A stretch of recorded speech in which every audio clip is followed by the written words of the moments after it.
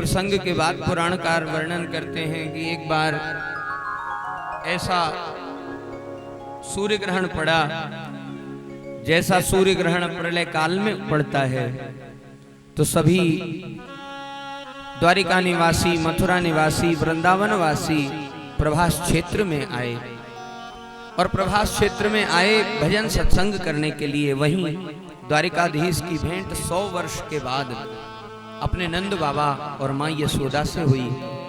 वहीं ब्रजवासियों से भेंट हुई और बड़े प्रेम आग्रह के साथ सत्संग पूर्वक उन्होंने वहां निवास किया। वहां से लौटने के बाद श्री कृष्ण के यथार्थ स्वरूप का बोध देवकी मां ने कर लिया है। तो बड़े प्यार से एक दिन कन्हैया से कहती हैं, हे गोविंद, हे सर्वेश्वर, हे परमात्मा, मैं तुम्हारे प्रभाव को जान गई हूं, तुम कुछ भी कर सकते हो। मेरे मन की एक छोटी सी कामना है, क्या उसे पूरा करोगे? गोविंद ने पूछा, मैया आज्ञा तो करके देखो।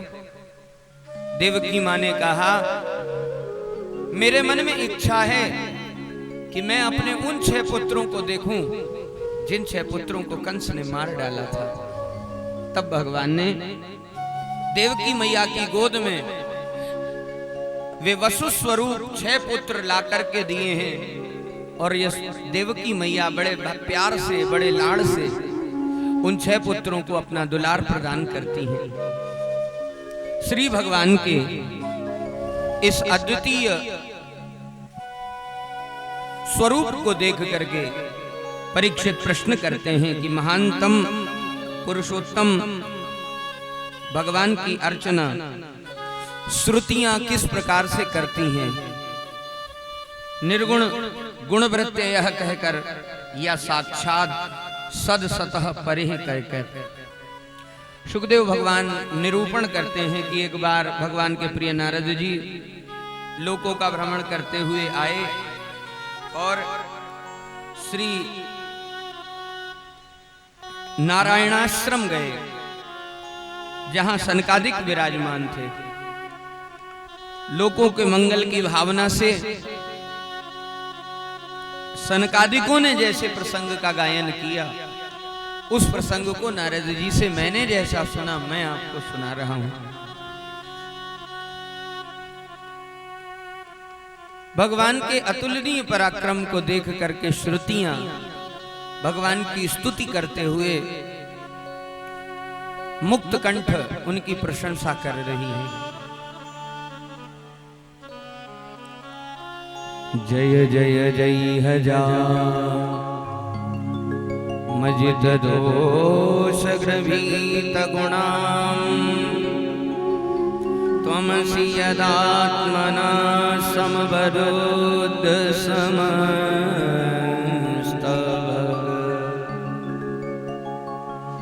अग जगदो कसामखिल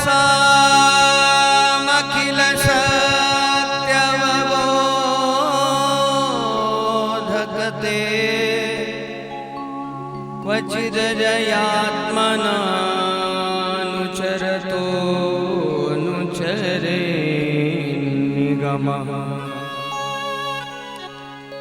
यो सोत्प्रेक्षकादिमध्य निधने यो व्यक्तजीवेश्वरो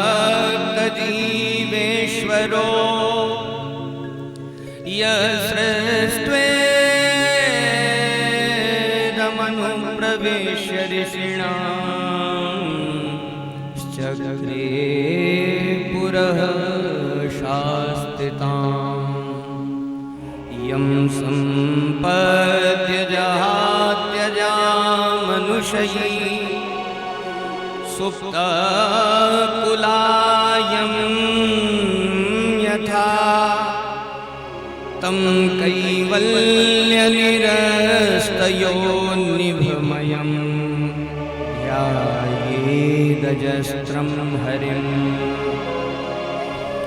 यं ब्रह्मा वरुणेन्द्र रुद्रमरुतः स्तुन्वन्ति देव्यैस्तवैर्वेदैर्साङ्गपदक्रमो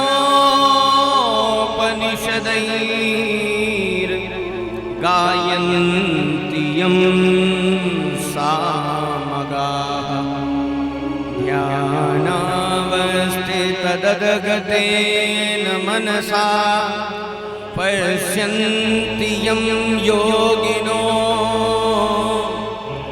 यस्यान्तं न विदुः सुरासुरगणा देवाय तस्मै नमः देवाय तस्मै नमः देवाय तस्मै नमः। वेदों में वर्णित जो भगवान की प्रशंसा है, जो वेद की ऋचाएं हैं, वे श्रुतियां भगवान की जय जयकार करती हुई कहती हैं कि इस संसार में जो कुछ भी संगठित होता है वह हे नाथ आपकी ही कृपा करुणा से होता है। हे प्रभु, हे दयावत्सल, हे दयानिधान, इस सृष्टि के बीज के चक्र का निर्माण करना, पालन करना और संहार करना आपका ही दायित्व है। तद्दाम दुस्तर कृतांत जनापवर्ग ग्रामात् वनम क्षितिभुजोपि ययुर्यदर्थाः कह करके 10वें स्कंध का समापन किया। एकादश स्कंध की चर्चा करते हुए पुराणकार कहते हैं कि महाराज, महाभारत का युद्ध समाप्त हुआ और महाभारत का युद्ध समाप्त जान करके कौरवों का समूल नाश देख करके माता गांधारी को इतना क्रोध आया कि कदाचित पांडव मिल जाएं तो मैं उन्हें अपनी श्राप की दृष्टि से भस्मसात कर दूं। पांडव डरे हुए थे।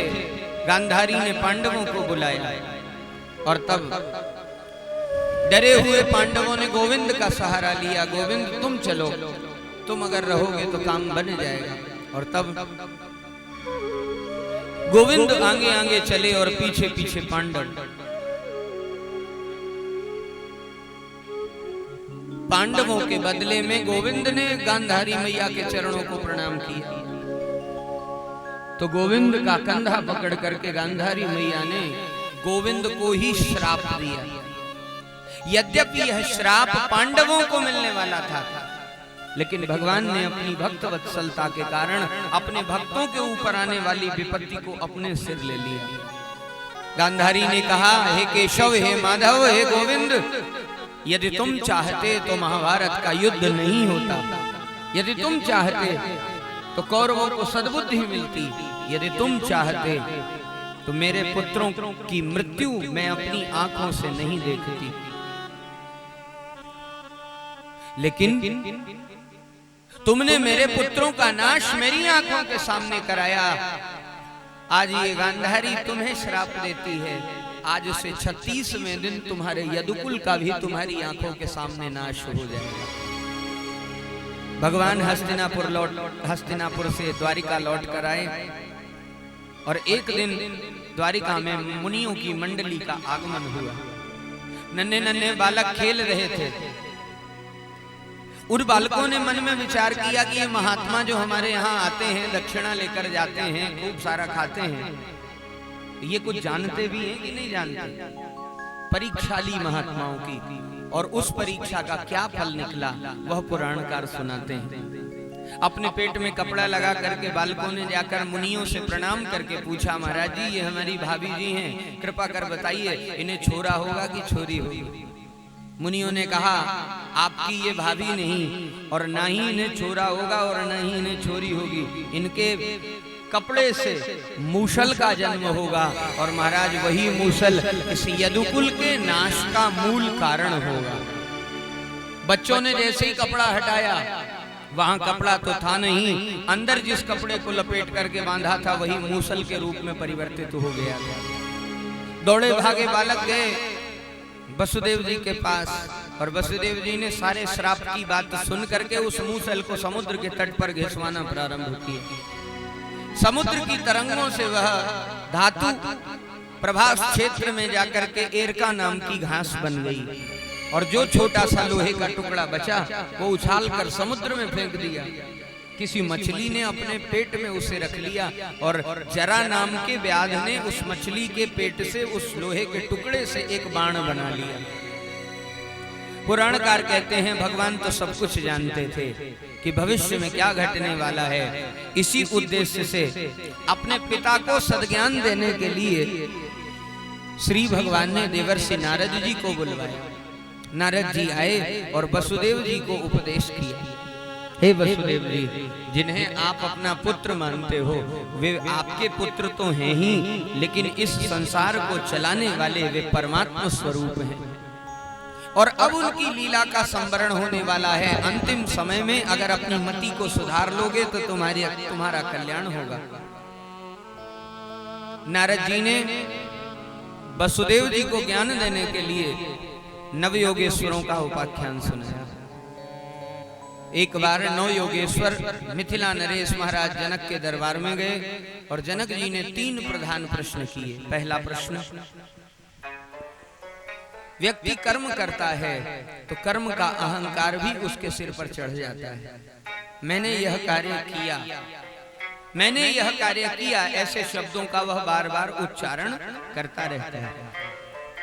हमारे महाराज जी सुनाया करते कि भगवान पांडवों की सहायता करते, काम बनाते, लेकिन काम बनाते भगवान और यश लेने के लिए पांडव आगे बढ़ जाते। तो भगवान ने एक बार मन में विचार किया कि इन पांडवों के अंदर से अहंकार कैसे दूर कराया जाए। तो भगवान ने पांडवों से प्रश्न किया, एक बात बताओ, महाभारत के युद्ध में बड़े बड़े वीरों को किसने मारा? अर्जुन ने कहा मैंने मारा, भीम ने कहा मैंने मारा, युधिष्ठिर ने कहा मैंने भी मारा, नकुल सहदेव ने कहा मैंने भी मारा। भगवान ने कहा क्या तुम 500 भाई मुझे बड़ा प्रेम करते हो? हाँ महाराज प्रेम करते हैं। मैं जैसा कहूंगा करोगे? हाँ महाराज करेंगे। तो फिर ठीक है, एक रात्रि के लिए तुम बकरियों के झुंड में निवास करो।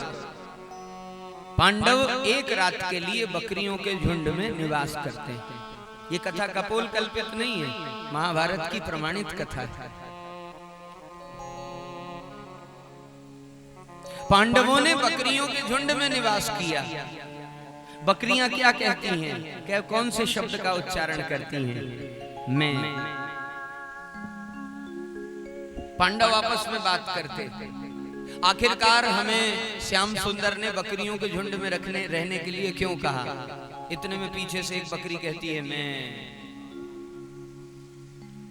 तो युद्ध में देवव्रत को किसने मारा? पीछे से बकरी बोलती है मैं।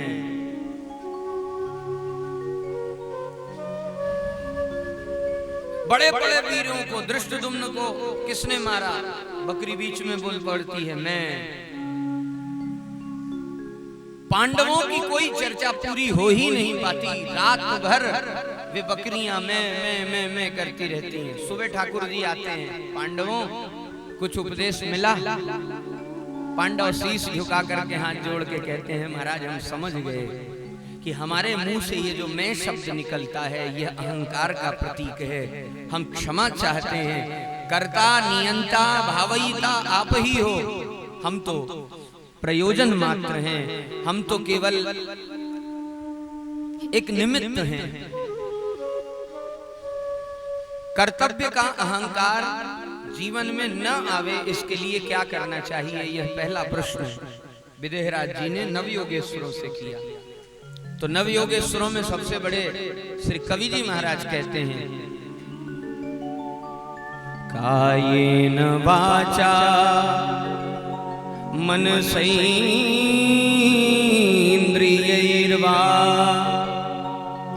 बुद्ध्यात्मना वा प्रकृति स्वभावात्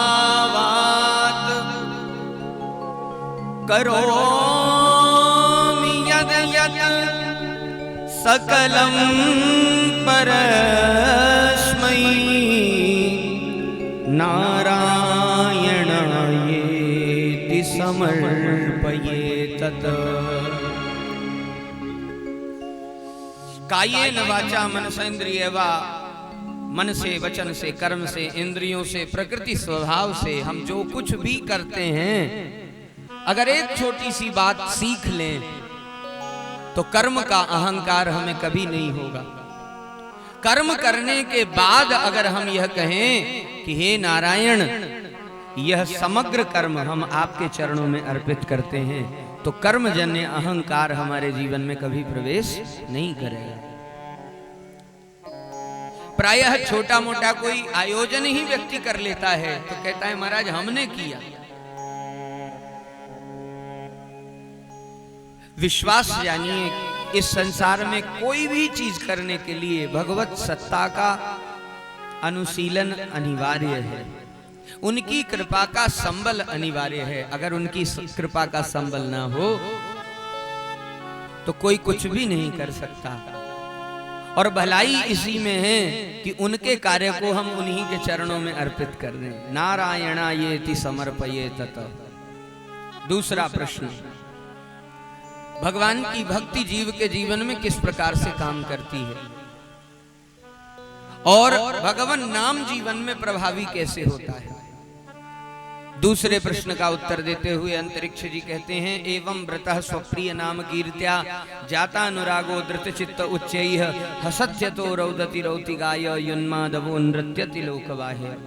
जब भजन करने वाला व्यक्ति भगवान के नाम का संकल्प करता है, एवं व्रतः स्वप्रिय नाम कीर्त्या, मैं भगवान नाम का उच्चारण करूंगा, तो नाम के लेने से उसके हृदय में नामी के प्रति अनुराग आता है और चित्त की अवस्था ऊंची हो जाती है।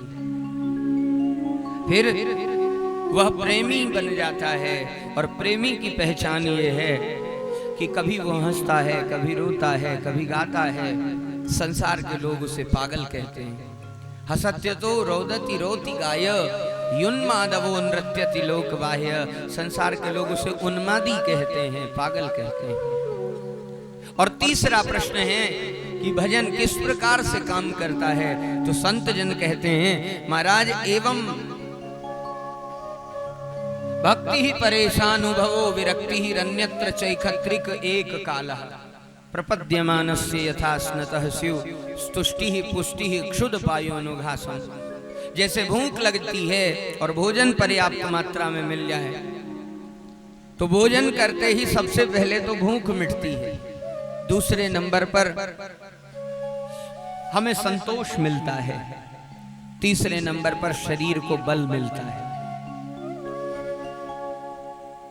संतोष पुष्टि है, बल पुष्टि है, और शुद्ध पायोनुघासम यानी पेट भर जाने की सहज क्रिया है। ठीक इसी प्रकार जब भक्ति जीवन में आती है तो सबसे पहले भक्ति अपने पहले पीछे वैराग्य को लेकर आती है। भक्ति की पहचान ये है, जिसके जीवन में भक्ति है वह सबसे उदास रहेगा। हरिसो सदा सनेही साँचलो और जग सो रहे उदास। जो भी आशा होगी वह अपने ठाकुर जी से करेगा, वह संसार से आशा नहीं करेगा। ये है वैराग्य का पहला लक्षण। भक्ति ही परेशान उभवो विरक्ति ही। भक्ति आई तो संसार से आशा हट गई और आशा श्री राम जी के चरणों में जुड़ गई। दूसरे नंबर पर भक्ति का प्रवेश हुआ, वैराग्य का जीवन में आगमन हुआ तो भगवान को जानने की इच्छा जाग गई, और यही आचार्यों ने इसे ही ज्ञान कहा है। भक्ति के आने से ज्ञान और वैराग्य स्वतः आ जाते हैं। भक्ति ही परेशान अनुभवो विरक्ति ही, लेकिन पता लगता है अनुभव से। कोई बालक कहे किसी बूढ़े से कि महाराज आपको अनुभव नहीं है, तो बड़ी हास्यास्पद बात लगती है, हंसने योग्य बात लगती है। वृद्ध व्यक्ति केवल बाल पकने से नहीं हुआ, उसने अपने जीवन में बहुत से अनुभव किए हैं, कुछ कटु कुछ मृदु। ऐसे ही भक्ति के पथ में जो जन आगे बढ़ गए हैं उन्हें भक्ति के, ज्ञान के, वैराग्य के मृदु और कटु दोनों ही प्रकार के अनुभवों की प्राप्ति होती है।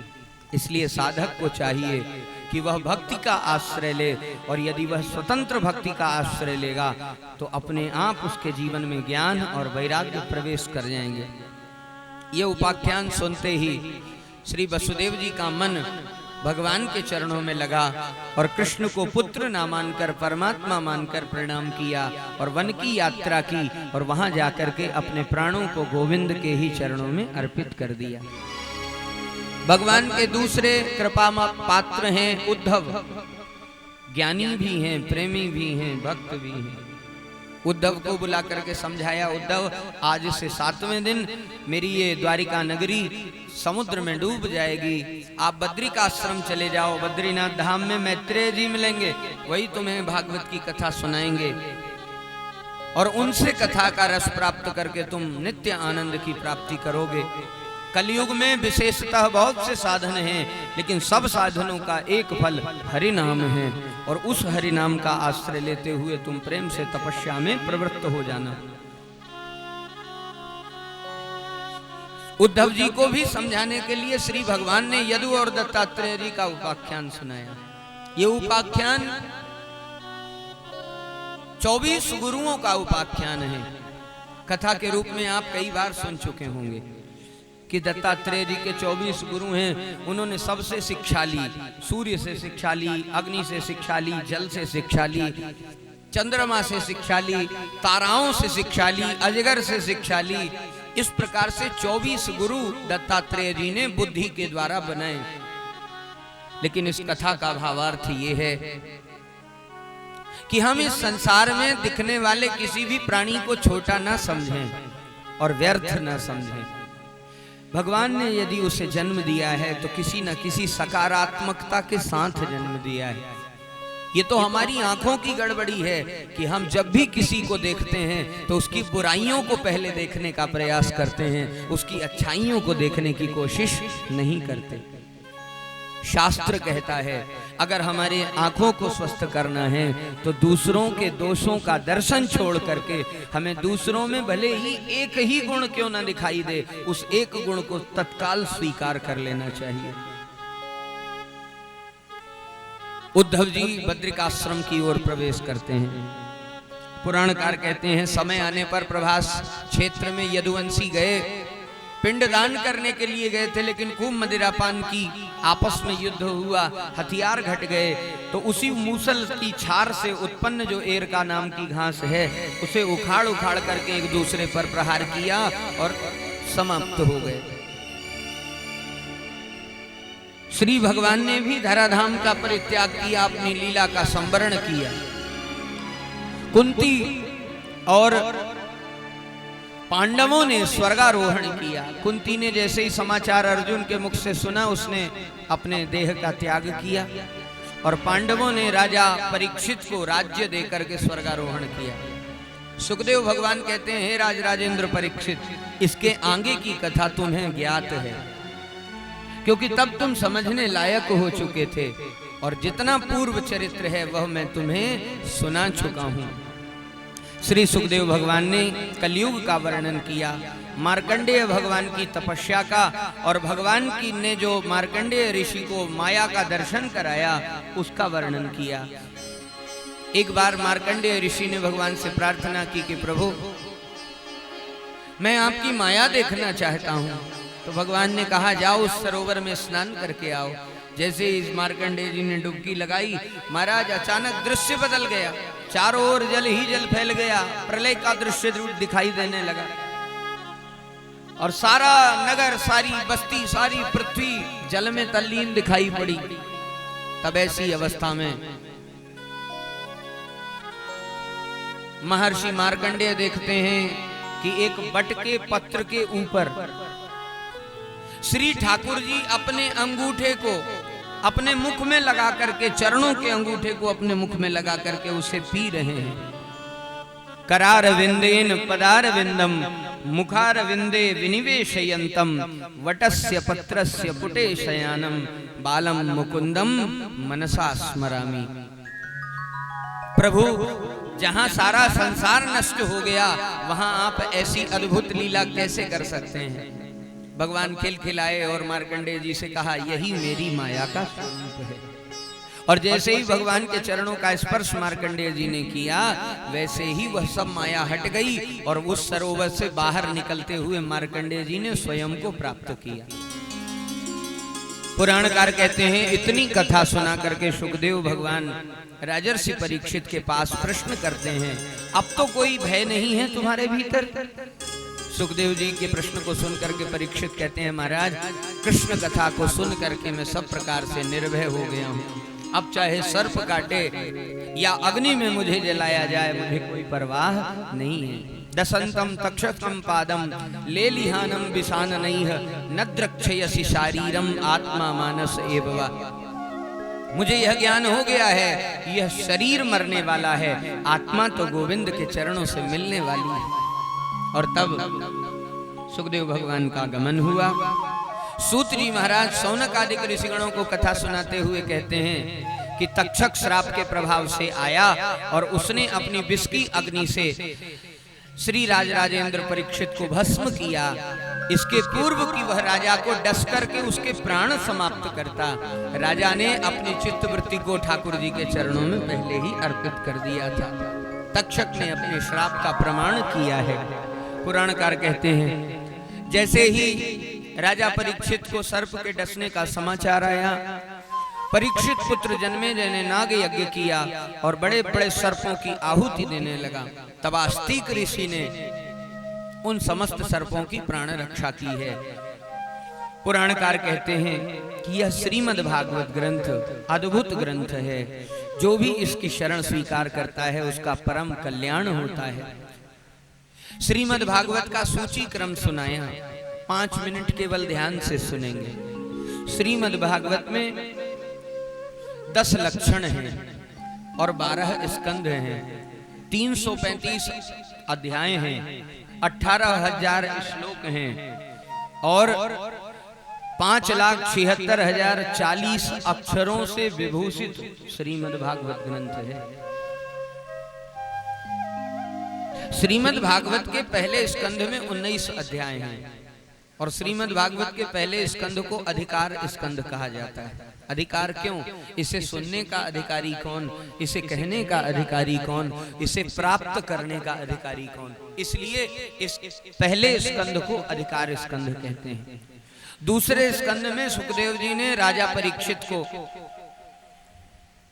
उपाय बताए हैं कि मरिष्यमाण व्यक्ति को क्या क्या करना चाहिए, मरने वाले व्यक्ति को क्या क्या कर लेना चाहिए। तृतीय स्कंध को सर्ग कहा है। सर्ग का मतलब विराट पुरुष परमात्मा की संस्था का वर्णन। नाभ्यायासीदंतरिक्ष गुंशिष्णो देवो समवर्तत पदभ्याम भूमृदशः श्रोत्राम तथा लोकान अकल्पयन्नः। यह विराट पुरुष का रूप है। सहस्रशी रेखा पुरुषः सहस्राक्षः सहस्रपाद सभूमि गुं सर्वतः स्मृत्वा त्यतिष्ठत् दशांगुलम। यह विराट पुरुष भगवान का स्वरूप है। विसर्ग यानी भागवत का चतुर्थ स्कंध। विसर्ग का मतलब है ब्रह्मा की बनाई सृष्टि। तो ब्रह्मा जी की बनाई गई सृष्टि में हमने कथा सुनी कि किस प्रकार सनकादिकों का जन्म हुआ, सनकादिकों के बाद भगवान शिव का जन्म हुआ, फिर मनु और शत्रुपा जी की कथा सुनी, हिरण्याक्ष के वध का प्रसंग सुना। पंचम स्कंध को भागवतकार स्थान कहते हैं। प्रियव्रत ने धरती को जितने विभागों में विभाजित किया उसकी कथा 5वें स्कंध में है, इसलिए इस स्कंध को स्थान कहा जाता है। भागवत का 6वां स्कंध पोषण है। पोषण का अर्थ होता है अनुग्रह। भगवान ने अपने भक्तों के ऊपर कैसा अनुग्रह किया है, यह भागवत के 6वें स्कंध में वर्णन में आया है। पोषणम तदनुग्रहम। भागवत का 7वां स्कंध 15 अध्यायों का है और कर्म वासना के भी 15 प्रकार होते हैं। प्रहलाद जी का चरित्र 7वें स्कंध में विराजमान है और इसे आचार्यों ने ऊति कह करके समझाया है। ऊति का अर्थ कर्म वासना है। ऊतयः कर्म वासना। तो कर्म वासना के 15 अध्यायों से विभूषित भागवत का 7वां स्कंध है। भागवत का 8वां स्कंध मनवंतर कहलाता है। एक युग आवृत्ति में 24 बार मनवंतर परिवर्तित होते हैं, 14 मनुओं का परिवर्तन हो जाता है। उन 14 मनुओं की कथा हमने और आपने सुनी, गजग्राह की कथा के माध्यम से, समुद्र मंथन की कथा के माध्यम से, मत्स्य अवतार की कथा के माध्यम से, मोहिनी अवतार की कथा के माध्यम से, और इतना ही नहीं, राजवंश की परंपरा का वर्णन हमने सुना। भागवत का 9वां स्कंध ईशानु कथा कहलाता है। ईश का मतलब भगवान और अनु का मतलब सेवक। भगवान के जो अनन्य भक्त हैं, उन भक्तों का चरित्र भागवत में 9वें स्कंध में वर्णन है। भगवान भी अपने भक्तों के भक्त हैं, इसलिए ईशानु का अर्थ ईश यानी परमात्मा और अनु यानी सेवक। परमात्मा ही जिनके सेवक बन करके आ गए, ऐसे श्री राम जी का चरित्र भी 9वें स्कंध में विराजमान है।